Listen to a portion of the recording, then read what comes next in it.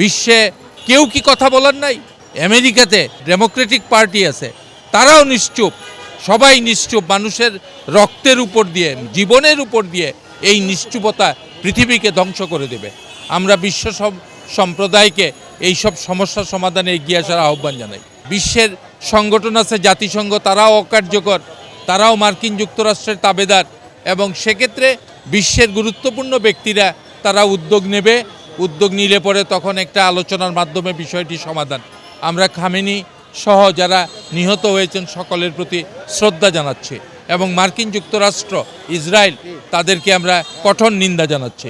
বিশ্ব নেতৃত্ব, রাষ্ট্র, সমাজপতিগণ এগিয়ে আসতে হবে। বিভিন্ন স্বার্থের দ্বন্দ্বে যুদ্ধ বাজায়, যুদ্ধকে প্রলম্বিত করে নিজস্ব ব্যক্তিগত ব্যক্তি, রাষ্ট্র, সমাজ চিন্তা থেকেই এখন এত গুরুতর অবস্থা সৃষ্টি হয়েছে। একটি রাষ্ট্রের উপরে, সার্বভৌম একটি রাষ্ট্রের উপরে ইসরায়েল এবং মার্কিন যুক্তরাষ্ট্র তারা আক্রমণ করে ফেলল। বিশ্বে কেউ কি কথা বলার নাই?